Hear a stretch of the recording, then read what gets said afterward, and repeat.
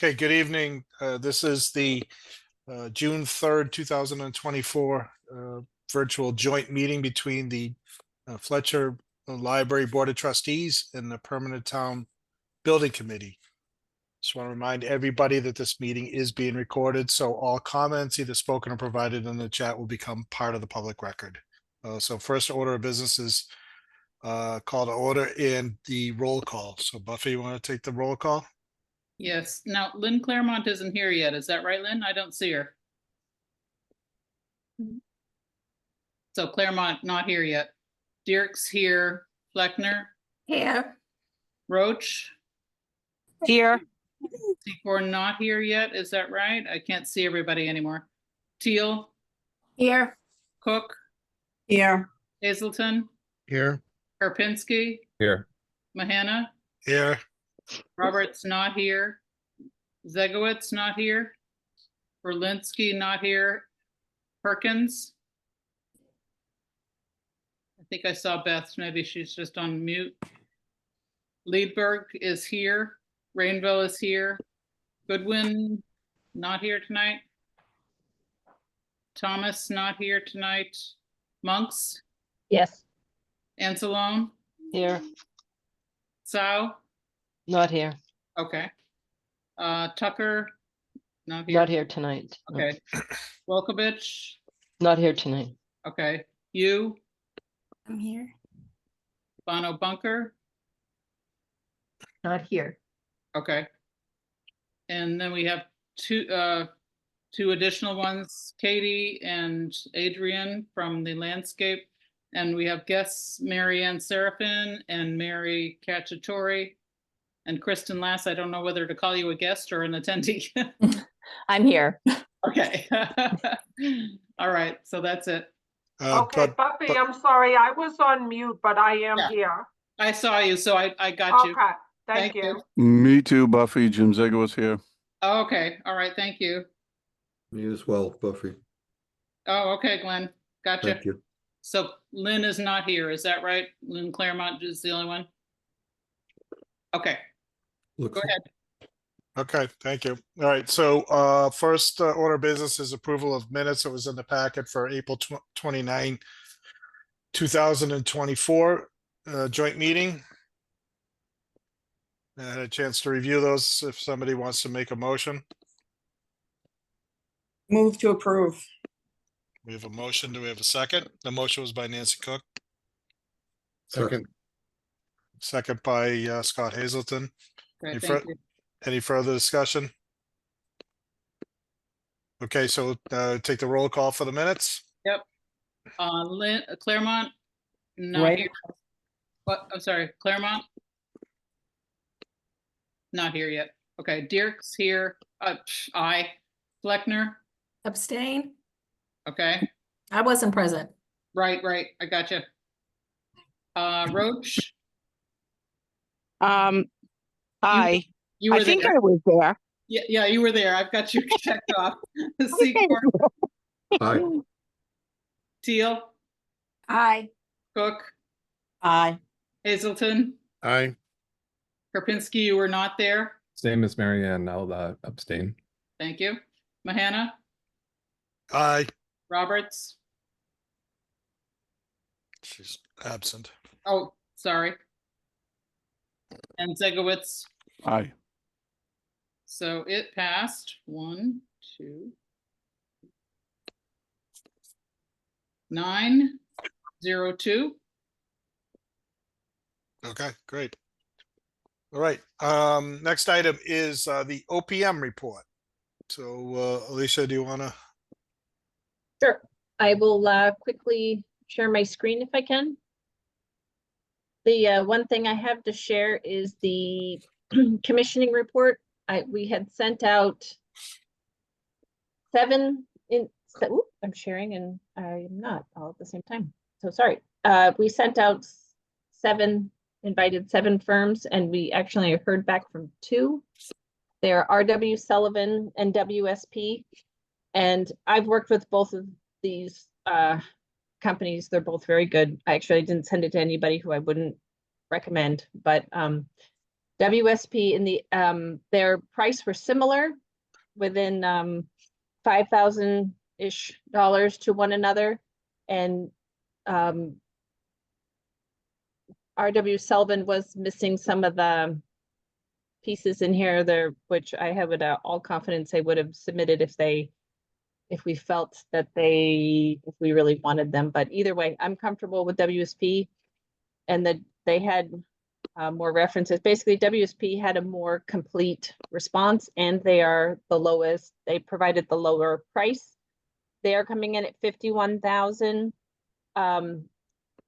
The budget is 45,000 for this particular line item. But because some of the number that we've asked for was for building, the exterior envelope is included in some of this commissioning. I know some of this can be covered. Some of the exterior can also be, yes, it will be conditioned. Sorry, I'm babbling. I'm not concerned about the overage of $6,000 at this point on the budget. Some of it may be able to be taken out of construction testing, but we can wait to see, but that's up to you. Or we can reduce their scope. We can work with them to rescope to be on budget. If that makes sense. Alicia, did you say you solicited at least one other proposal? We sent it to the RFP to 7 different companies. Okay. And if you, yep. And we heard back from 2. Okay. Does anybody have any questions or comments on the proposals? Just, how long was that RFP out for, Alicia? We sent it out on May 10th, and we heard back the 31st. So 21 days, 3 weeks. Yeah. Mm. So,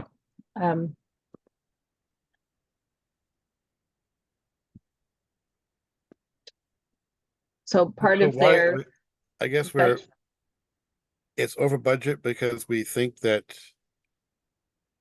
they're doing more than they're doing things we will not to do someplace else, or is it over budget because it's just over budget?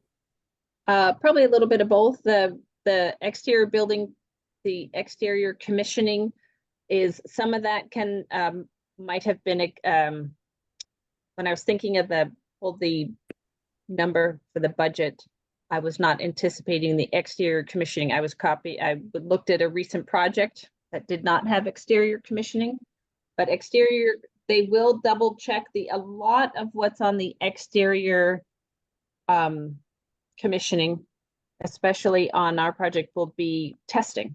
So not all of it, but I don't want to have the commissioning agent. We're hiring a third-party testing agent. We're going to trust them. I don't need the commissioning agent double checking the testing at the third-party independent testing company homework, right? So if there's air vapor barrier, the testing company will do that. The commissioning agent may come in and visually check everything and will advise and review the drawings and things like that. That's more where they're gonna, they'll more double check on the design, and they will do some field work. But for exterior envelope, a lot of that will be carried in the testing. But I can review with them further about with the SD phase on here for WSP. They had in here a lot there was SD and DD, but obviously we're through with SD, but a lot of that is getting on board, providing documents, things like that, developing a commissioning plan, things like that. So they have design in here for 19. And I don't know if they carried anything for SD, but we can ask them to remove that because there is no SD phase, right? We're done with that. We wouldn't need them to engage at this time. But most of their work will be developing the plan that will be included in the specifications. So when would they need to be engaged on the project? Ideally, starting at the end of DD and the beginning of as we get into construction documents, they'll cast an eye on the documents, provide commentary on the design, and then towards the end of construction of the final documentation pulling together, they'll provide documents for bidding. They'll include their commissioning plan and things like that. So towards the end of DD, which we're about midway through at this point. Glenn? Okay, so I'm just wondering, is the bid actually then something less than 51,000 because they're not going to charge us something that's in this bid? Well, no, I think the design phase has just been squished together for SD and DD phase. I think they provided one phase. Okay, so it is 51. Yes, it is. So it's 6,000 over budget? Yes, it is. Our budget is 45.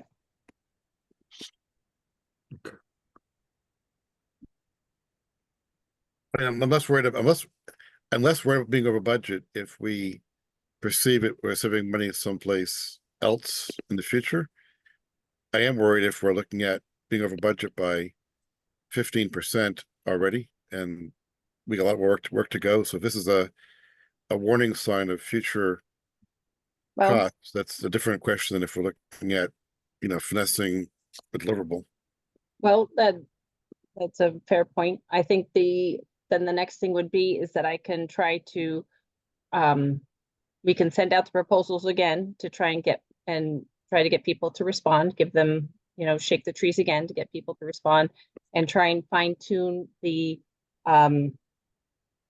proposal so when they respond that it's, there's more to choose from, and we can ask them to, so there's options on there so that we try to squish it down to a number, select the pieces on there that we want to do to make sure we're at 45.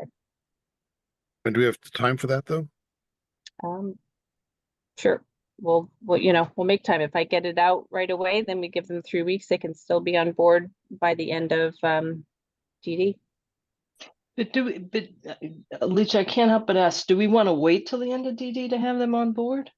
I'm saying that if I'll get them on board before the end of DD. So if I do this now, we'll have this revised, I'll have a revised options for the committee to consider at the next meeting. And then we can have a commissioning agent on board for the next, pretty much the next day after the approval. At the next joint committee meeting can review the results. Okay, but yeah, there's a little bit more time there though, because then it has to go to Kristen to go to the select board, correct? Oh, Yes, correct. Yeah. So we as a joint committee make the recommendation, and then it goes to the town manager, who then then presents it to the select board for ultimate approval. So Alicia, can we negotiate it down with them? Or is that not legal? I'm not sure. I think the nature of the proposal, if we negotiate, I think we have to negotiate with both. We Got can't it. pick one. We can't pick one and change the scope of Yeah. what we asked. But I can try to ask both of the two who replied and propose the same question to both of them. How would you take $6,000 out of your scope or something like that? Or ask for a breakout in cost? But I have to, they have to treat them both equally. Does that Okay. sound like an appropriate response to others who know construction law, Massachusetts? Even though the first firm didn't reply to minimum standards, didn't give us any references, didn't send, and it's not on the screen, so I can't see, but less than half of the things you asked for were there. That would disqualify him, wouldn't it? Or There's- could disqualify him if we were looking to qualify. That would disqualify. Yeah. Yep, could disqualify. That would be at the discretion of the reviewers. I might recommend that if the two committees want to make a vote that they could negotiate with the low bidder, it's a request for proposals and not a hard bid. We can check with town council tomorrow, and if that checks out, we could get this moving. Glenn, did you still have your hand up? No, okay. Marianne, you had a question? I do, thank you. So the question that I had is, and I'm trying to remember what it said on the screen, but I think it said the professional liability. I'm assuming that's professional liability insurance. Yeah. that was that line that it pertained to. And WSP has professional liability insurance, but R.W. Sullivan does not. They do have it, they just didn't include the certificate. Okay, and for how much? It was, I forgot what it was, but I had coordinated that before I sent it out. I don't remember off the top of my head. I apologize. I'd have to look Oh. it up. No, It was- that's okay, but it doesn't, do you remember if both meet the, whatever the requirement was? I can look that up.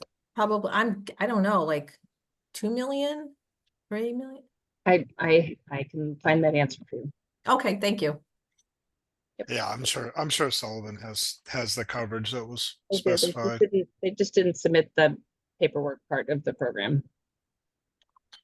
Jim, you have your hand up? Yeah, I was just, so I'm a little uncomfortable with the sort of the vagueness of the exterior, the envelope commissioning versus the testing. Is there some way we can get that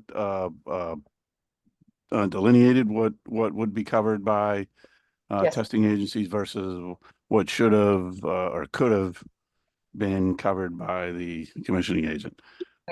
In my discussions with them tomorrow, I can ask them to articulate that. Yeah, that would. I think it would, a lot of that would come from, they haven't seen any of the design yet. They haven't seen any of the documents. So it would be, they would be reviewing and advising on the type of commissioning that would happen. As they haven't seen any of what the intent is, that would, I think it would be difficult for them to be too specific on that. Right? Yes, yes. I just don't want to, I just don't want to leave a gap there. That's I agree. a huge item, and we've experienced some difficulties with on another project, and we don't want that to happen here.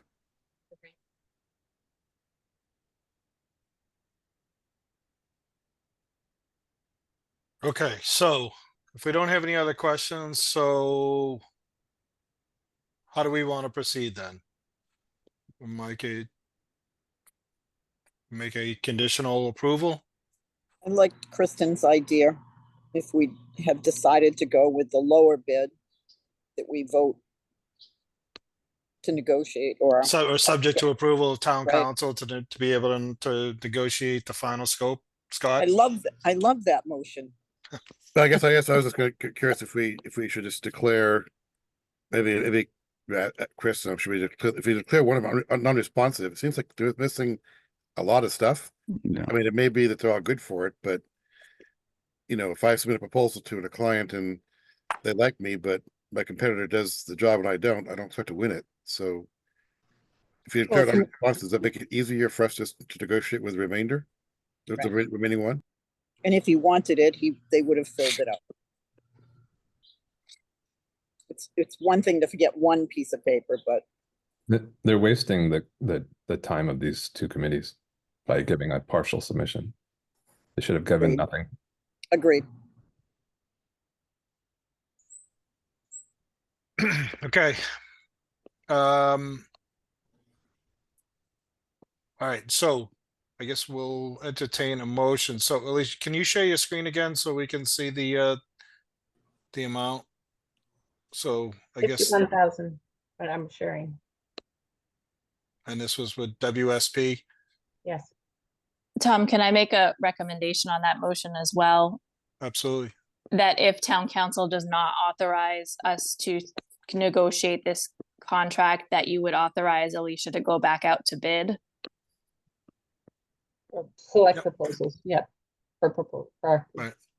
Because this was just you directly. It was an invite only, correct? This was not a public advertisement. This was you solicited, as you said, seven different firms with a similar scope. But I sent them all the same RFP. Yep. Right. Okay. So I guess, does somebody besides myself want to make the motion that we accept the proposal or recommend approval of the WSP proposal for $51,000, subject to town council approval to negotiate the final scope and fee.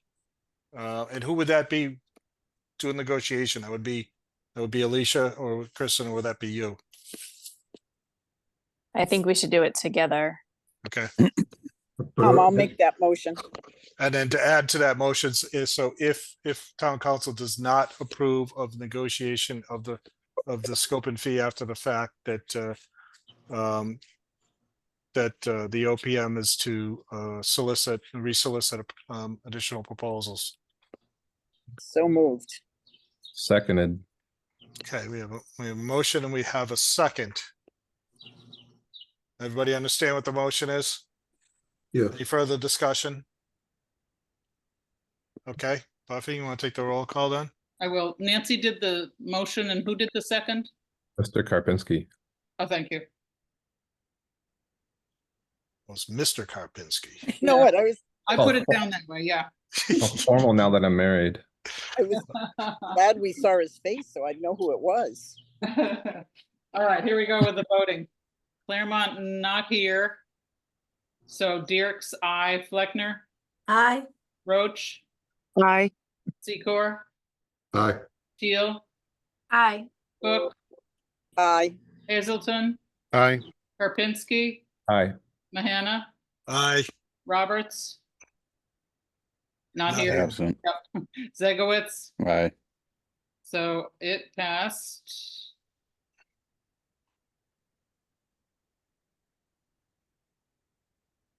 Ten zero zero. Okay, thank you. Okay, Ellen, the library director report is next on the agenda, but I'm just wondering, in consideration for our consultants here that are on board, do you mind if we take them out of order? Not a bit. Okay, all right. We will now turn it over to Pine Gold Alexander for the Hi. update. Hi, everyone. Our update today will be strictly landscaping, and we have our Verdant team here with us and who will take us through the plan. Thank you very much, Ellen. Jing, I'm worried I'm going to have the same problem I had last week, which is not able to share. I'll try. Yeah, I'll be getting ready at the meantime. The final boards, right, June? Yes, thank Okay. you. I think the something is I might have a special system here at home where my husband has set up this Mac computer and it has some firewall things. It's not letting me share. No worries. I'm I pulling. don't usually do Zoom meetings from this computer except in the evening, so I apologize. I think you should just go ahead and share. Okay, I got it. Let me share. Yeah, I'm not that familiar with Zoom either, but I think I The can. share button's at the bottom, Jing, the green one. Got it. Do you all see it? Yeah, Yes, that's thank you. great. Thank you so much. Let me, like last time, zoom in a little bit. Yeah, Yeah, 'cause we sure, don't that's need to great. we don't Okay. need to see the title block so much. Okay, Yeah, there you go. So I'm Katya Posadlo, principal at Verdant Landscape Architecture, and joining me is Adrian Emmerich from my office, who's done the lion's share of some of this work that you're going to see this evening, and she and I will try to answer your questions. But first, we have a number of slides that we'll share, and I'm happy to try to breeze through them. And anytime we need to go back, or if you want to interrupt me, don't hesitate. Secondly, I know that a number of you saw this just a week ago, and we've made a few minor updates, but it's largely a very similar presentation. So I'll try not to bore you, but it's actually a bit of a repeat for many of you, but not everyone. So I do feel like I need to go through it. So this first slide is showing the overall landscape plan. Main Street's on the far right with the town green further right, not shown. The proposed library footprint is shown in blue right there, obviously. A new driveway and sidewalk is being proposed, leading to a new parking area in the rear on the left there. You may notice that there's some wetland resource area setbacks shown along the left edge there across the parking area. And that's because we've identified that there's some wetlands off this property, I should say. So we're proposing native plantings throughout the project and some green infrastructure as well. We're on the perimeter of the site towards our residential abutters. We are focusing on providing ample vegetated buffers. You can see on the top right a row of some new evergreen trees along that driveway. and also along the bottom left, we have some additional abutters in that area. So we have some dense plantings along that edge. In the design for the landscape, I had sort of two main goals in mind. Number one, to create a welcoming entry and usable outdoor areas in support of course, this new expanded, beautiful library. To develop, number two, to develop a sustainable and low maintenance landscape that supports biodiversity and sustainability. And early on in our involvement for this project a few months ago, we started out our sketches and concepts for the site and had several iterations, some of which had like more straight lines and some of which had more curvy shapes. And what we heard as a result of these explorations was that there was a preference for some more of the curvy shapes instead of just all straight lines. So you can see here that we've tried to integrate that theme throughout at the drop-off along the left-hand side of the new library, and also along the patio, this new outdoor reading room patio area that's along the bottom of the page there, along that edge of the building. So we use that theme throughout on the patios and the plant beds at the drop-off area, etc. So now we're going to zoom in and take a look at the entry area at the back of the library. And a little later, we're also going to zoom into the other main zones, that outdoor reading room and also the front yard. So if you could go to L2, just I have the a quick next question, page. please. Yes. Has this site plan been discussed with public safety, fire department, and police department yet?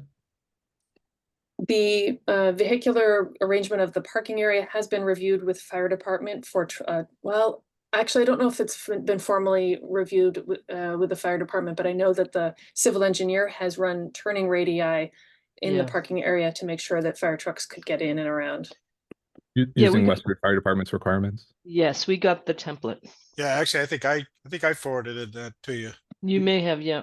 Yeah, I guess if there's not certainty that that's done, we might want to do that before the design gets too far down the road.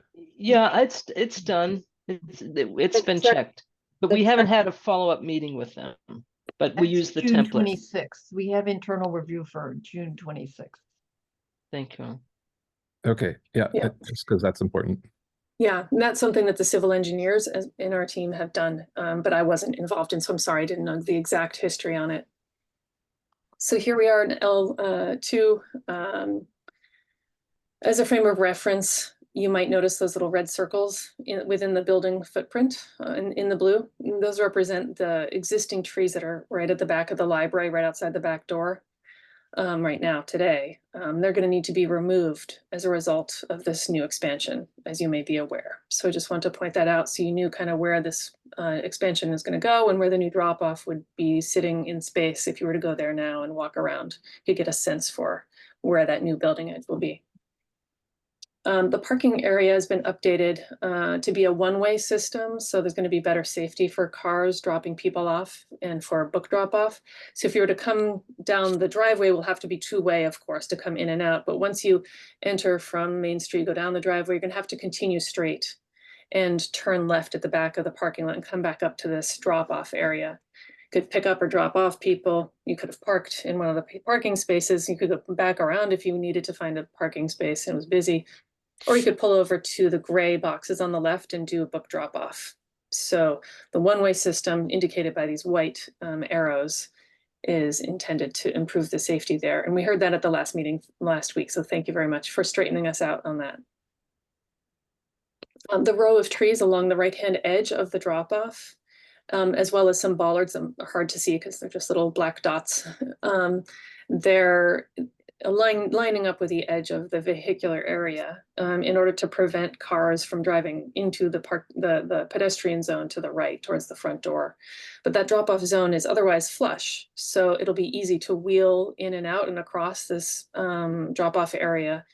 So, you know, as a less of a barrier to people, you know, pedestrian traffic, if you will, and strollers or wheelchairs and that kind of thing. The primary elements of the entry include two large curved plant beds that frame the base of the architecture on either side of the front doors. And in addition to green plantings and lots of shrubs and beautiful greenery, We're considering using river stone, sort of like the image you see on the bottom right, as part of the materials within those plant beds. And we also have a flexible patio in between the front door and that drop off that can accommodate various different outdoor programmatic things related to the library, or just simply an employee's lunchtime out there and other activities related to town events and things. And we're envisioning that to be like a flexible, you can see little tables and things that could be moved around depending on the use and the various event that might be happening. If we go to L3, you can get a sense for some more imagery related to the space. We're proposing a hierarchy of paving from simple concrete paving that leads you straight to the front door, so it's smooth and easy to shovel. Thank you for drawing the circle there. So you can come from Main Street down the new sidewalk alongside the building, curving around and go right in the front door. And we're also proposing unit pavers at the vehicular drop-off zone that cars can drive on and are sturdy enough for cars, as well as unit pavers that would match in coloration, maybe not in light purple, but that's just to illustrate it graphically here at that unit entry patio area, flexible patio area. So trying to differentiate, not just have an expanse of one kind of paving. We're also planning on some diverse seating opportunities, including benches with backs and arms, so it's easy for people to get up and out. Those movable tables, like picnic table style things like you see in the image in the middle on the top. As well as possibly in the demolition of a portion of the library building, we've been told there might be some granite blocks that will be able to be saved and possibly reused in the landscape as little seat walls. And we don't have them shown in the plan here yet, but if they come to be and something that is useful and able to be saved and placed, we'd love to reuse those. And that would match well with some of the river stone aesthetic that we were looking at in the previous page. Can I ask a quick question? Yeah. So I like the plan and everything. I understand, with the bollards and everything. I'm just curious with the flush granite curb, why is that continue the whole way? Why wouldn't you want to have that more raised and provide more of a physical separation between the driveway and the patio sidewalk area? I think we were trying to create more of an easier entry point for people who park alongside. Any portions of this parking lot will come from all different directions in the parking lot, not necessarily from the one central sidewalk that you see on the far left of this image. So Jing, do you mind pointing out that sidewalk there? Yes, those sidewalks in the middle of parking lots, people rarely use. They really get out of their car wherever they are. Let's say at the bottom of the page, you might park along the bottom there and then get out of your car and you're going to walk straight towards the front door. You're not going to go up to the one ADA sidewalk ramp that might exist. But if you have to roll a stroller in, you're going to have, you would be forced to go over there and use that one sidewalk ramp. But in this case, it would all be flush, so it'd be easier to roll in, essentially. Jane, can you show the extent of that? It's the area in tan, right?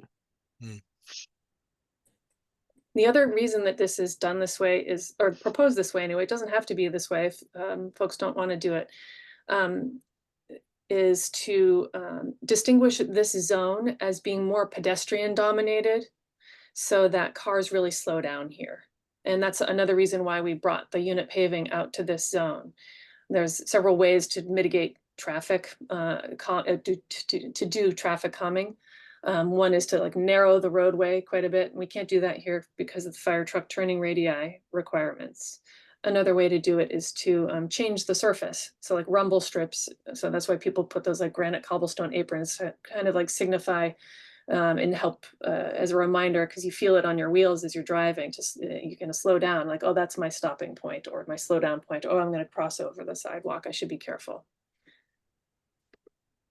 Okay, thank you. Welcome. So a few other things in this image here, you can see the shape of the unit pavers that are curved. So the pattern that we're showing is kind of hard to see on the screen, depending.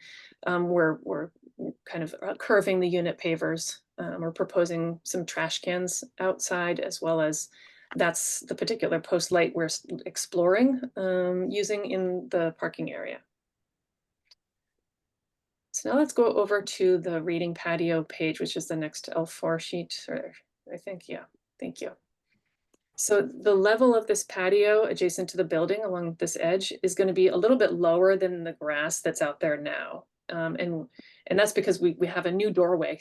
Right now, there's no doors on this facade of the existing building, but in the new plan, there will be a door coming out of the children's room area to access this outdoor reading area. So kids, not just kids, but everyone can come out here and sit down and read a book. And you can see as a result of these little curvy shapes that we've designed, there's several different areas to occupy. And because we've had to lower that a little bit because the grade matching the interior it needs to be lower, we have to develop these small retaining walls along the edge of that to get access or to retain the grassy slope uphill from there. The character of the space is fairly narrow, as you can see along the edge there. And then the image on the right is sort of like the size of the space. So we're not looking at like a vast terrace where large events can occur. It's fairly narrow like that. But of course, it's curvy. The walls are we're thinking will probably be cast concrete, sort of like that image in the middle on the top with wood seating installed on top of it to make it a little more comfortable. Or maybe we can use, as I mentioned before, some reclaimed granite blocks from the architecture. Probably wouldn't look quite like these, but we're not sure what they look like. We'll find out. So that's what we're getting a sense of here. On the next page, we show some more imagery related to this patio zone. One of the main features in this area that we're preserving, if you weren't aware already, is this grand old oak tree stump that needed to be cut down recently. And you can see in our plan, we're shaping the patio around it and providing a little retaining wall around it to help preserve the stump, which doesn't look as tall as it really is in this image. It's like 12 feet tall and it's really wide. It's amazing. The style of path light that we're proposing is shown as well in the bottom right. It's that gray thing. And then some of the proposed native plantings are shown here, as well as on some earlier pages like oak trees and inkberry and some native grasses. And you can see just at the bottom of the page, that's approximately where the church is located. So there's some lawn between the church and our space. We don't have a lot of room from our property line in, but what we're hoping to do is reduce the amount of lawn on our side. So we're not doing so much mowing. Instead, we're trying to create a little bit of a sense of enclosure with some shrub plantings, but still providing access up onto the church lawn in case people want to get up there for whatever reason. And then you can see to the right end of this patio space, we're providing a path linkage to get to the main street, the sidewalk over on Main Street. You can't see the sidewalk in this picture, but there'll be a connection there of some sort. Scott, you have a question? Yeah, go ahead. Yeah, maybe it's for Ellen, but I guess I know we've had various discussions about that tree trunk. I mean, is there a plan as part of the library project to do something with that, or is it just preserve it for the future? Well, I mean, I guess I'm thinking about how long will it last? Well, we're If you actually don't hoping, treat it somehow. and I think in the next slide or so, you're going to see carved decorated trunks. So, I'm already acquiring business cards of special trunk carvers. So we hope that, it will be, really a feature in this children's patio and can either be, we left it tall so that it could be, and it's hollow, more hollow the lower down you go. It could become a reading chair and it could become decorated on all sides. So we have to have the artists give us a sense of what they can do. There's quite a twist in the trunk, and I'm sure that that's going to have an impact on the carving and chainsawing that they can do. I guess is that part of the library budget, or is that something? This will probably be the independent? foundation. This will probably be, part of the foundation fundraising. Okay. Okay, let's go to the next page. We're going to look over at the front yard, and then we will see an image a little later on of the potential style of carving, sort of. So here we're looking at the front yard along Main Street, where right now there's, as you probably know, an expanse of just lawn, there's a row of some evergreen shrubs in front of the foundation, and then there's a few like crabapple trees out front. There's also a nice memorial bench along the sidewalk, which we will be preserving. But we're going to make it more accessible. You can see it's just sitting there in some lawn. Instead, we're going to put a concrete pad so it can be reset on concrete to be made more easily accessible. So we are proposing to preserve the trees. I think they're also memorial trees. But we're proposing to remove all of those evergreen shrubs and the lawn and replace with more of a uniform and much lower maintenance native shrub that will fill in. So the image in the bottom in the middle is the style of shrub that we're proposing. It's called fragrant sumac. And it spreads really nicely and it doesn't get very tall. And it has a really pretty kind of darker maroon kind of color in the fall. It doesn't have like huge showy flowers. Has nothing to clean up after. It's very low maintenance. The design intent is to eliminate the need for mowing and fertilizing of the lawn, and then to lend a more modern treatment to the planting and to the front appearance, which highlights the historic architecture. Another thing to point out here is that the concrete walkway that's shown here at the front walk is likely going to need to be repaved, and there's a new connection that's going to go over to an egress on the left side of the front facade there. Yeah. And we're currently working out some spot grading and the potential to maybe need to add another step because it does exceed 5% right now. So we may need to lower that so it doesn't exceed 5%. Even though it's not an ADA accessible front door, the walkway itself still needs to be made less than 5%. So we're working on that actively in our office right now, but it hasn't been, we haven't finished. Last time we had not noticed the mailbox and the flagpole in the front yard. We forgot, just not noticed it in the survey, although there's not very obviously a flagpole and a mailbox, which will remain in the project. So let's move on to the next slide. Ellen, who's that memorial bench for? You know, I'm trying to remember if, I'm so sorry that I don't remember. I have a second memorial bench for Jack Roble, which needs a little bit of work from Neshoba Valley Technical High School students. So I'm so sorry. I just don't No, remember. that's And fine. I'll report. I was just curious. There's no problem. All Okay. the benches on the common match that. So that's one of the things we've tried to do is attempt to match all of those benches.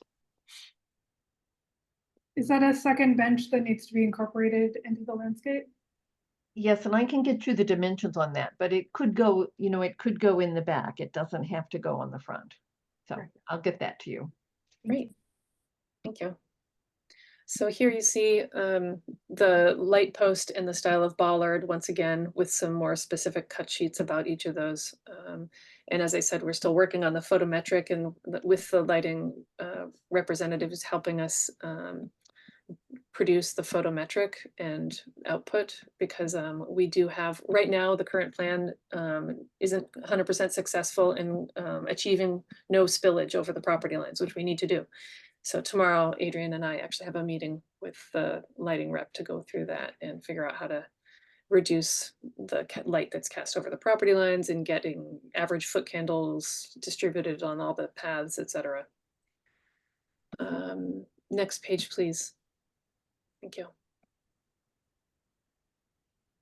Here's the page where you see an example of some wood carvings, and it's, I think we were all in the same, this is something we'd thought of independently of meeting all of you library folks. So we'd included this early on in our thinking, but we now understand that that will be developed by someone else uniquely separate from this project.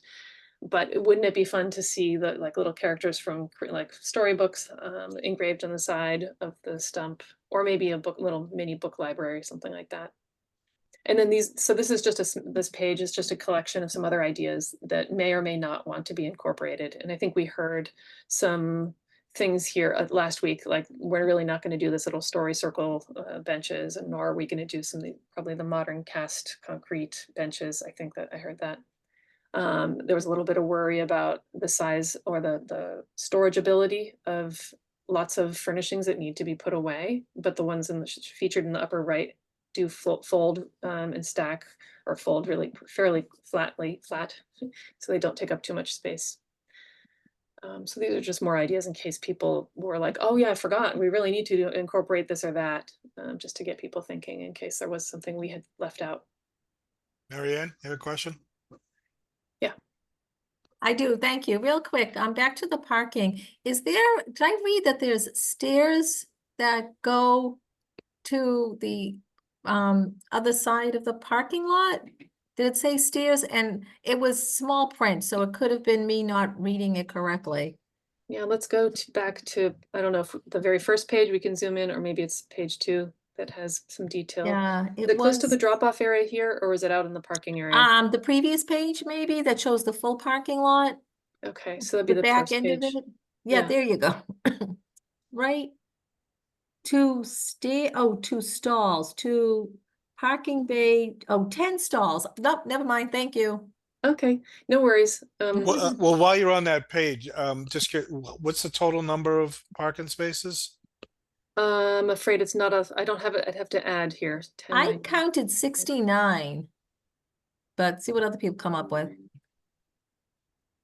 It's around 60, high 60s. What do we have? What do we have now? Yeah, that's a good question, Tom. I quickly had counted 69 when we were on this page. I think that's about what we have now, and then we have 3 out front. I'll double check my building program to see exactly how many we reported at the time we put the grant together. Okay. A few other things to note here that I didn't get into too much detail back here. Trash and recycling is sort of towards the bottom middle of the parking area. And we will confirm the exact size or configuration of that zone so that the new trash truck company and agreement can work and function to pick up the trash or recycling from that location, or reconfigure it so it does work. And then there's also a shed in the upper left-hand corner, and that's mainly to house, I've heard, a snow blower and any other various things that might need to be stored outside. Your inflatables, I'm not sure where you put those. Yeah, I have a note to check the setback for the trash and recycling dumpsters so that we know how close they have to be to the truck that picks them up. Okay. We also noted that there will be some electrical vehicle chargers to the right of the trash and recycling. There's a note there. They're not currently yet located exactly. And we don't know quite how many there are either, but they will be incorporated into the parking lot in the right quantity or ratio as is needed. I don't know if the exact plan for that, but the civil engineer will look into that more. And something else I didn't mention last week nor this week yet, really. To the top of the page, there's a fairly densely planted green zone with shrubs, and that's a bioretention area for stormwater. So water that sheets off the driveway and the parking lots in that zone in general will be allowed through some curb openings. Actually, there's one bigger one towards the right side of that shrub area that allows water to go into a little forebay, and then it filters to the left into sort of like a low puddling area, and the water will eventually drain out or infiltrate into the subsoils, and we're able to plant that up with water loving plants that can handle drought but also handle getting their feet wet. And that's all tied together with the rest of the stormwater infiltration system that's underneath the parking areas that's not shown on our plans, but the civil engineer has designed. Can I ask a question about that area? I know that requires more maintenance than or different maintenance than a standard stormwater. Do you know if the civil engineer has reviewed that with the DPW department related to their ability to maintain that area? I don't think we've gotten to that point yet, so I think that'll happen at the end of June, along with the rest of the technical review that will happen at that time. You may want to send them this in advance just so they have time to take a look at it and they can respond at that June meeting. Will Yes, do. I Thank you. think so. On June 21st, we're sending the plans first and then go into the meeting on June 26th. So there will be a pre-review of the drawings. Thank you. Are there ever Chris, go problems ahead. with people temporarily parking in the driveway area with the current configuration? At the curb? The Sorry, can reason you why ask I that question is- again? I Sure. So the question is, the users of the building now, is there ever times when cars are blocking the driveway? I'm just curious if through good landscape design, we can discourage people from thinking that they could stop there, because again, that's another public safety issue if that emergency access is blocked. Yes, when we have really popular programs, people park along, like if you're coming into the library, they park along the right on the grass. Where it is to. clearly signed, no parking on driveway. Yeah. So yes, the Strawberry Festival, the Apple Blossom Festival, and any giant program around the common, we can end up with people driving in the driveway, parking in the driveway, even though it's clearly marked not to do so. yeah. Yeah. And so my thought is, can good creative design help solve that problem so they don't have to get towed? All Maybe right. the use of some of if we can use some of the granite from the building, we can put it alongside that. If they're big enough. You're intending that they don't drive up and over the curb. Right now, there is no curb, and maybe putting the curb in will help deter people from thinking they can drive up and over the curb and kind of straddle and park along the lawn or on the lawn next to those evergreen trees on the top there.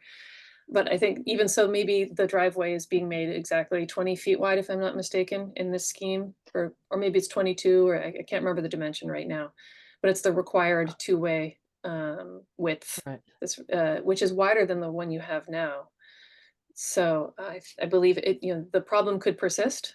Or get worse if it's going to be wider. Or get yeah. worse if it's a little wider, exactly. So unfortunately, I think that's more of an enforcement issue. Design-wise, we need to provide for the ability to plow, that kind of thing. And we could put rumble strips in, but that's not going to stop for someone. If they can drive on it, they can park on it. It's hard to stop with a landscape thing. Put a sign up. It looks like the bushes or trees come out pretty far to the edge, though. It might be covering more of a lawn than what we have there now. So maybe that would. It looks like the plantings and the evergreens that you have are actually closer. So I think it might actually help because it will make less flat lawn for people to park. And that's a good point of, the design sort of discourages the parking there. Thank you. Nancy? Yeah, I'm just curious. We've doubled the size of the building and we've not increased the parking at all. Where are all those people gonna park? I mean, well, there's nowhere to go. So right? Nancy, I understand that. Nancy, I've been reviewing with the engineering department the parking connection between the town hall and Rodenbush. I need to review that further with the select board. I recall that may have been an option if people are willing to walk. That provides for more parking in the town center area, but I'm not able to speak any further on the select board's desire to move forward with that as it's a separate appropriation. Right, I do remember that. Do the planning board say X number of people in the building, X number of parking spots like they do for any other building in town? I mean, does this fit? So actually, we haven't doubled the size of the building. We are increasing it by 50%. And those internal reviews are going to occur. There are going to be times when a Mother Goose time or some other program potentially exceeds this parking. But right now, we're providing the bulk of the parking for all the events around the common. We have a memorandum of understanding with First Parish Church. When the museum has events on Sundays, they park in our lot. When the Parish Center for the Arts has events, people park in our lot. So We're doing what we can, and we did have NIMCOG look at the 2.25 acres behind our lot owned by the select board, but there's a real elevation drop off and long skinny corridor that could have parking on it. So it's not ideal at all for safety or monitoring. It did add parking, but it really wasn't ideal. I was just reviewing our notes too, and it said that we expected the new design to increase parking by 6 spots, so that's something. And like Ellen was saying, you know, when we have Apple Blossom, when we have Mother Goose, when we have the Strawberry Festival, yes, we are definitely above capacity, but we have a lot of staggered programs throughout the day. You know, like we have the little kids for Mother Goose, and then, but most people are working. You know, the evening meetings, the kids are gone. So it's not ideal, but it's workable. I know, Scott, you got your hand up, but I just a follow-on question to that. So you mentioned couple of those big events, and I just don't recall, but is the library open during Apple Blossom and Strawberry Festival? Yes. Yes, we provide bathrooms too. Okay.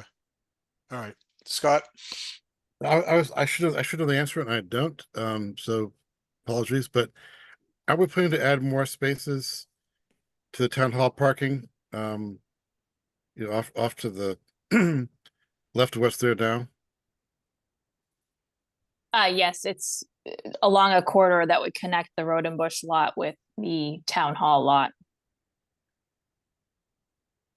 Behind the yellow building. Would it connect? I didn't think it was going to connect. I thought it was going to stop short of connecting to avoid traffic flowing through. But okay, so that okay, whatever. That's coming up when, next year or so?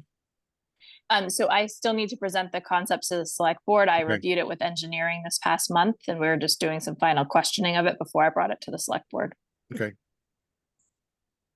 So that buys us another, what, 20 spots or so? I think it's a little bit more than that. I actually reviewed it today with someone, so I can bring it up. I think 34 spaces. That sounds about right. Yeah. And I know the one we looked at, Scott, went up to the gate. It didn't go through to Road and Bush. They didn't want it open. Well, the temptation is to drive through with a playground there. That's a bad idea. So. Right. Yeah, you could always have a gate there. I mean, if you build the connection, but have a gate for safety purposes. Well, there will also be more parking once the old fire station is removed. Theoretically, unless we finally get. Do you know something we don't? No. Where's that going? Unless we finally get 51 Main Street. So. No, so we had hoped to have 72 spaces, but. Or we build multi-level parking in the old fire station since it's such a structurally sound building. This is a classic problem for every 19th century New England library that was built in the center of its town by a wonderful town benefactor. Is there's just almost no parking but we're all of us on town commons are so much more better off than the urban libraries where people have to just, circle and circle around the blocks looking for a place to park. So we're very grateful for what we do have. Thank you.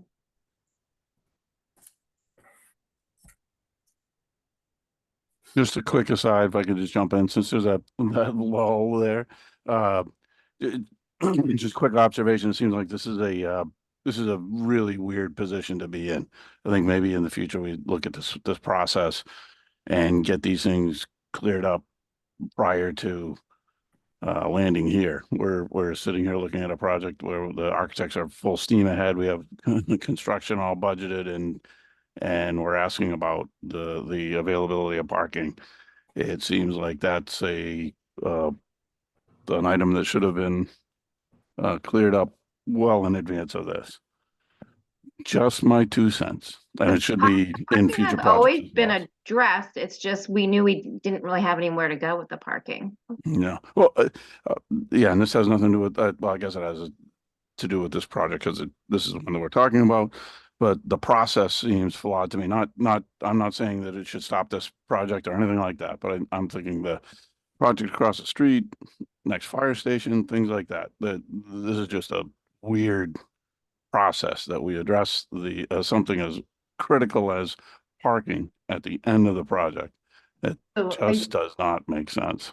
I just have to jump in and say that during the planning and design grant, which spanned 2014 to 2016, we did make courtesy calls to all of those different boards and committees. So they saw a version, not exactly this version, but a version of both the design and the exterior site plan. And I think one of the biggest challenges about this process for us has been that we began the plan and the library building program in 2012, have since written 2 different grants to help fund the process, and waited 7 years to get notification that we needed to get votes for the project. So, you know, there's been a great deal of turnover since we first shared this plan with boards and committees in town. And we're doubling back now, you know, in late June to share it with the internal review, and then the internal review will send us to all those boards and committees that need to look at it further. I can appreciate that. It just seems that any other project in town, you would never get. I mean, any in a non-public project, you'd never get this far without knowing that you have your parking covered. I mean, that's what drives the design on many of these many of other projects, commercial type projects, things like that. You just seems very strange to me. That's it. I'm out. Okay, so I'm just going to say it one more time. We have a memorandum of understanding with First Parish Church United, the elected Board of Library Trustees, and the elected Prudential Committee of the church, that we can share each other's parking lots when either is not fully in business or providing services. So we do have additional parking in the church lot. Okay. It wasn't like 10 years ago, Ellen, we had NEMCOG look at the town center, and part of that was parking. And I mean, it's not like this is not like it's been done in a vacuum. Parking's been a problem in the town center for years. Always. Yeah. Yes, we did. And that's why I was saying, you know, there is this possibility of, I think, 80 more spots down, what would that be? Down to the north, down quite an elevation drop. And it would be a long, thin line of parking, and quite a healthy walk uphill to get back to the library. And we're just not looking at that at this point. In part, we're not looking at it because that property is under the auspices of the select board. And but if the town were desperate at some point in the future, that option does exist. Okay. Glenn, you had your hand up, and while you're doing that, as you can see, I just shared my screen. This is one of the very early versions of the connecting parking between Town Hall and Road and Bush. I don't see it, Tom. We can't see. I think I Jean need would have to to stop unshare. sharing. Yeah. There we go. There it is. Oh, you see it now? I'm sorry. Yep. Yep. There it Okay. is. Okay. All right, Glenn, you had a question? Yes, all these, the other ideas about where people can park and the agreements that we have and these other these other solutions are fine, but I'm not really understanding, Jim, what you mean when you say that the parking wasn't covered. The parking's been covered from the inception of this project. We always knew we weren't getting additional parking spaces. Always, always, always. And if that was going to be a deal breaker, then this isn't even the project that we'd be doing. This project would have been a greenfield project. There was no way to do this renovation and expansion and have it result in more parking. Okay, so I guess my response to that would be that then, excuse me, then if we were to try and build a commercial project or an apartment project or any other project, and you came to the town and said, I'm going to build this project that's going to be 40% short of parking, and I don't know what the number is. So, and that's probably my basic Short of which misunderstanding of sense? this is that typically when you do a project, your parking's based on square footage and how many occupants, right? Right. And we don't really, I guess that hasn't been, or we don't have that at our fingertips to tell us what what that is. But it's really just a mathematical equation that you have so many occupants, you have so You're many talking square about feet, from- whatever it is, you need so many spaces. And if we're short, we're short. If we're not, we're not. And I'm just saying it just, the process seems weird that we get to the end and that it would even come up. So if it's something that we all know that's in our pocket, then why is it, I guess my question is, why is it even coming up if we know that the select board it's just a rubber stamp where we're getting through the process, so the planning boards, the other boards, then it just, I guess I don't know why we're talking about it in the first place. I brought it up, Jim. I'm sorry. I didn't, Damn it, Nancy. I thought it had to go to the planning board and you had to decide by size how many parking spots. I And thought so too, but maybe That's I'm all. mistaken. Okay, so you're Sorry, talking Jim. about from a planning board perspective, Jim, and Yeah, from the not regulatory, obviously- just a normal regulatory process that. Yeah, so this will go to the planning board and there will be that review process. I'm sure that the civil engineers have reviewed that. It's sometimes based upon building square footage, it's sometimes based upon capacity, and then in other instances, shared parking agreements are allowed to offset available parking spaces. So I'm happy to get more Yeah, information great. Okay, through that's Ellen and Jeff Morissette on this for the committees. fantastic. Thank you. sorry, Thanks, Jim. May I just say to Katya and Adrian too, that the patio leading out from the children's room is going to be so popular. We have people who are looking for just any place they can go in the back. We have kids just spilling out. So that is going to be so popular. That looks really fantastic. That's great. And then Jing just put in the chat that there's currently 60 parking spaces and there's 73 proposed on site. I'll stop sharing this. If you want to go back to sharing your screen. Yeah, Katya, I think you have already reached the end of the presentation, right? Yeah, I was done. We do have some technical, the beginning of our construction we don't- documentation yeah. started. It's We don't pretty need to boring, see though. that. Yeah, we don't need to see that for Yeah. these guys. There's no need. Okay.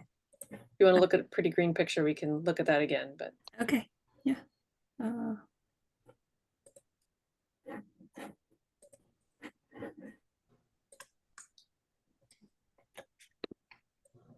So just so folks know, the MBLC, they push for as much parking as they can get, as we can get. So, but they do understand that if you are in the town center, you're up against it every single time. Should there, so with this agreement that's in place between the library and the neighboring property, should we incorporate into the, I mean, obviously I understand, the sidewalk along Main Street connects the two, but should there be a more convenient connection between the two properties? I think that we asked for that, and there is this opening from the patio straight onto the church property. And if you want to go to Main Street, where you'll probably find a shoveled out sidewalk as opposed to having to cut across the grass, you can do that as well. I was just thinking more like to the rear. I don't know. I'm assuming you're all the access to the parking would be in the rear of the building. I just don't remember the Actually, configuration.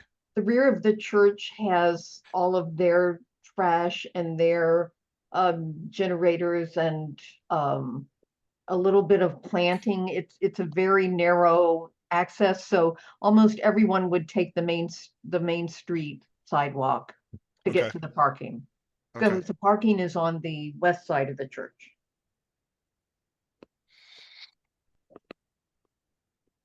Okay.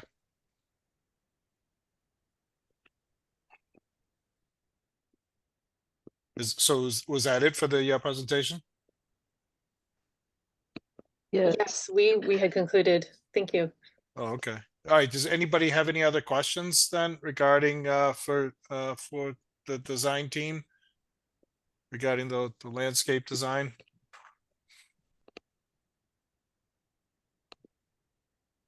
Seeing none. Okay, so your team is working towards the site plan submission at some point later this week, which will then trigger a department head review. June 26th. Right. And then just in general, our 50% DD drawing submission to MBLC is this week, so we're on board for that. Okay. Does that include any sort of updated cost estimate? No, that doesn't No. come till after DD. Okay. It's just their way of just checking on where we are. Okay, but schedule wise, we're still for the most part on schedule Yes. as far as MBLC is concerned. Yep. Great. Okay. All right then. If nobody has any other questions for the Feingold team, we can let them go home for the night. So thank you all for joining us and give us an update on where you're at. Nice work. Thank you for Thank your you. time. Thanks all. Thank you. Thank you very much. All right. Christina, do you want to bring back, or I can share? Whichever you Yeah, I wanna do. lost it. I closed it. Okay, I I'm can, sorry. hold on, I think I have mine open.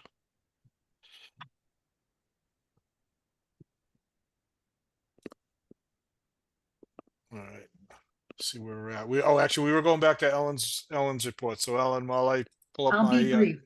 screen, you can go I right ahead. have updated the building project website on the library website. It has direct links to the shared minutes of this committee, to the recorded videos of the meetings for WestfordCAT. I'm attempting to update it every Tuesday. It has the newest design plans and other features. We're trying to be sure that it's always mirroring the foundation website, as they continue to pursue fundraising. I'm working on the final features of the temporary location RFR. I've shared it with Alicia. Hope to have a Zoom call with her this week. You haven't heard that yet, Alicia, but and then I'll share it with Assistant Town Manager Mike Edwards so that we can send that out. I'm also collecting moving and storage RFRs because we'll need potentially to have both book moving and storage, furniture moving and storage, and potentially fine arts and artwork storage. And then finally, maybe at the next meeting, we can talk, we need to think about a furnishings and fixtures subcommittee. So all of those are the next wave of things that we need to be talking about. I did reach out again to 515 Groton Road. It's still my favorite place. The town fiber goes to WestfordCAT just a quarter mile away. At the moment, they have more spaces leased than the last time I looked.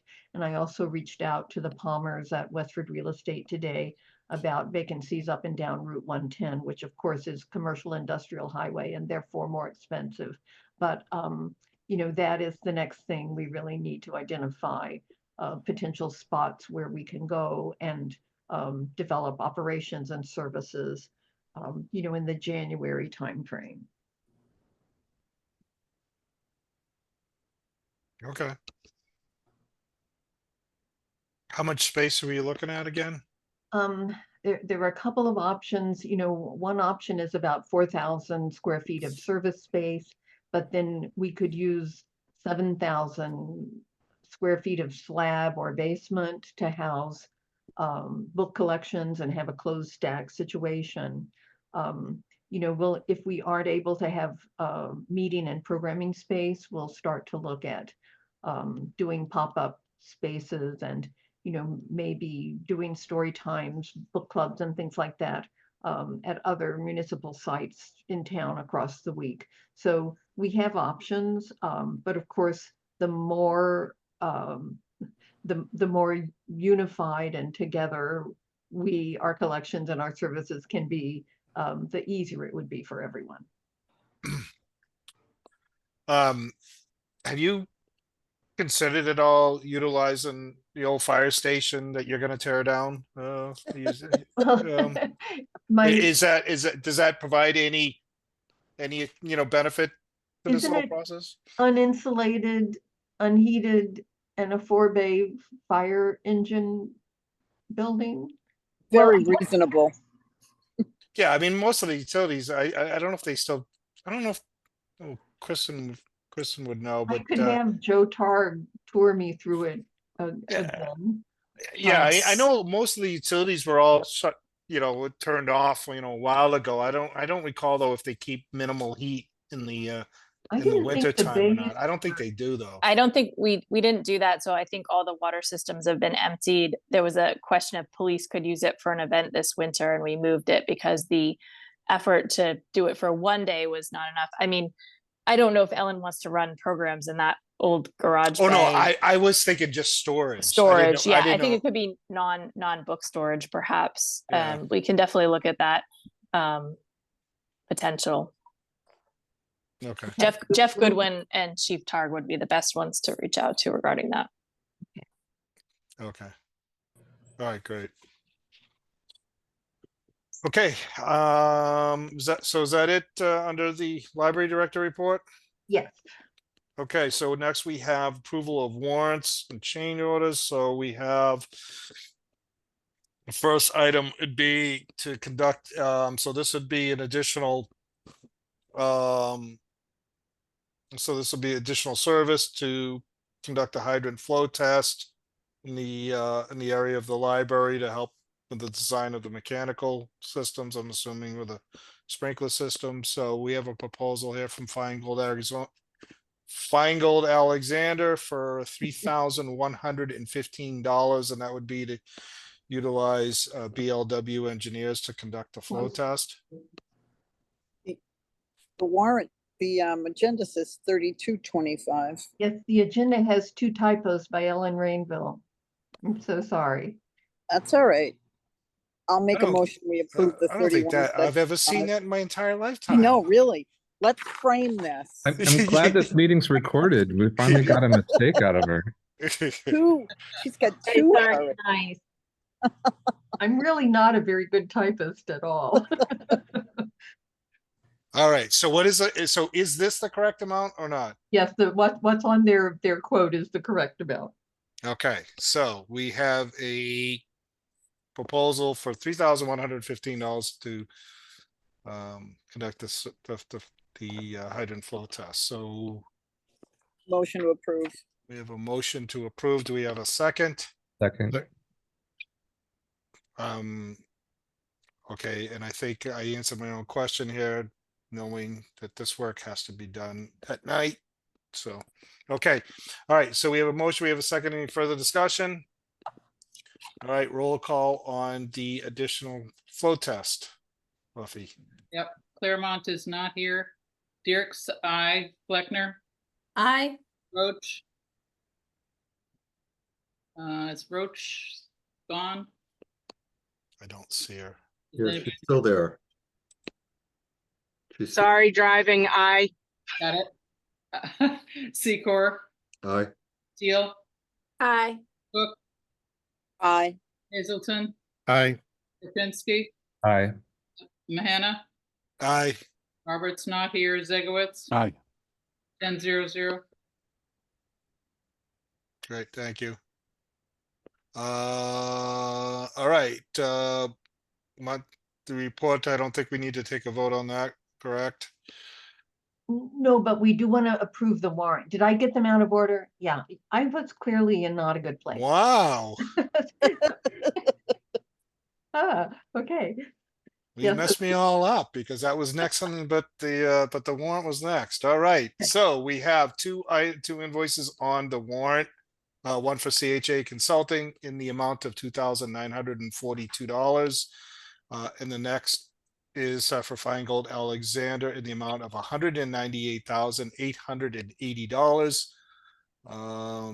I think we can understand the CHA invoice. Feingold, so their invoice takes us through 40% of their design development phase. So with that, does anybody want to make a motion to approve the warrant? So moved. Nancy with the motion. Do we have a second? So the total of the warrant is $201,822. Second. Second by Jim Zagowitz. Any further discussion? All right, so we'll take a roll call on the warrant. Buffy? Okay, so that was just one, it's one Nancy and Jim, Correct. just one vote. Okay, Claremont is not here. Dirk's aye. Fleckner, Aye. Roach, Aye. Secor, Aye. Steele, Aye. Cook, Aye. Hazelton, Aye. Pinsky, Aye. Anna, Aye. Robert's not here. Zegowitz, Aye. 10-0-0. Great, thank you. All right, so next, old business. Is there any old business? No, okay.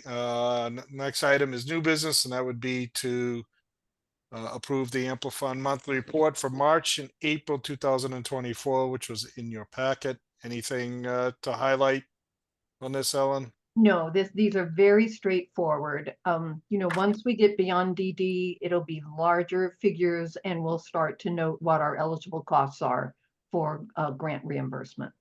Okay, great, thank you. So do we have to take a vote on that? If Yes, you would, that'd be great. okay, Buffy? Um, Well, do we have a motion? Yes. Motion to approve? yes, So moved. Dirk's. Second, Second, who was that, Glenn? yes. Okay, thank you. All right, roll call. Claremont not here. Dirk's aye. Fleckner, Aye. Roach, Aye. Secor, Aye. Steele, Aye. Cook, Aye. Hazelton, Aye. Karpinski, Aye. Anna, Aye. Robert's not here. Zegowitz, Aye. 10-0-0.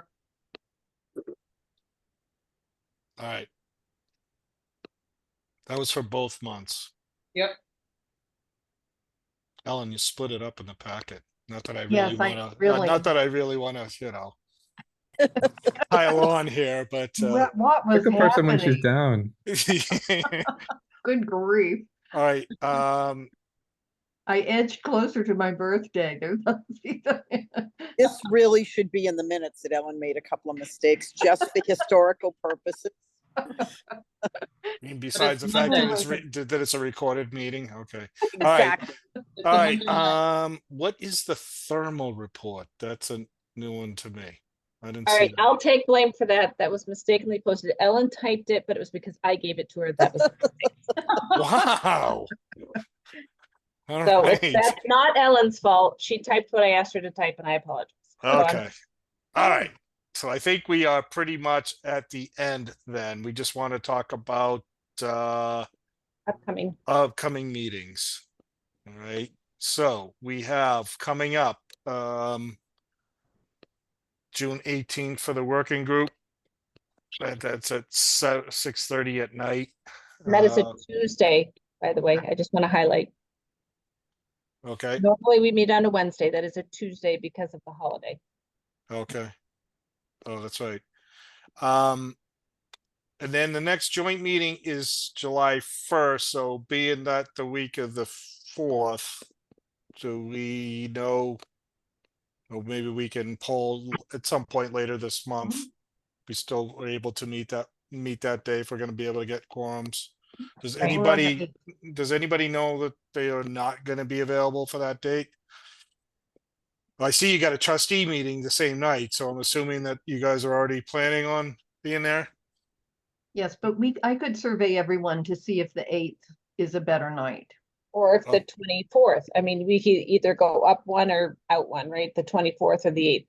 Okay, The reason to do it after June 30th, Alicia, would be because we would have year-end things to report. So honestly, July 8th almost would be better to share year-end and fiscal closeouts. okay, July 8th works. I'll survey everyone. okay. All right, I will be out of And the I- country. I'll be out of the country on July 8th, but Oh, as long okay. as we can get Get a the quorum. overseas plan on your cell phone. I'm teasing. I'm not sure when I'm sitting on the beaches of Aruba that this will be tops on my mind. All right. Oh, it should be. Okay, and then then following August 5th, would be the next meeting. So, all right, so do we have any other business? Just a quick note about that parking stuff, you know, that Hey, I just jumped into the zoning and it just says it's at whatever the planning board says. So it's just a non-issue. My biggest concern about that whole thing is it just seems like it was out of order, but non-issue, completely a non-issue. Okay. I mean, I do recall that, you know, when we went, well, actually, we never went to planning board on 51 Main. Because the project died before we got to that point. But you know, we went through a similar process. Well, we did the whole parking study for 51 Main. You know, as part of that whole design, Yeah, I remember. the design Yeah. process, so that we looked at not only what the available on-site parking was, but then also what all the off-site parking available was, including town common, which was, I think, referenced that NEMCOG study. So, Right. NIMCOG did that as well. right. Okay. I think I've covered everything. So attached in your packet is also the schedule update and the budget updates. Alicia, anything to point out on this? Any significant changes? No, it's not, that, at this time, it's not moving very quickly. Okay. All right. Great. Okay, I think with that, if there's no other business, then we could make a motion. Somebody want to make a motion to adjourn? And trustees stay on for their Oh, meeting. okay. Sorry. so moved. All right. So we have a motion by Nancy Cook. Do we have a second? Second, Okay, we have a second by Glenn. All right, so roll call. Claremont not here. Dirk's aye. Fleckner. Aye. Roach. Aye. Secor. Aye. Deal. Aye. Cook. Aye. Hazelton. aye. Kapinski. Aye. Hannah. Aye. Robert's not here. Zegowitz. Aye. 10-0-0, and we are adjourned. Okay, and just a quick note before everybody signs off, just think of keep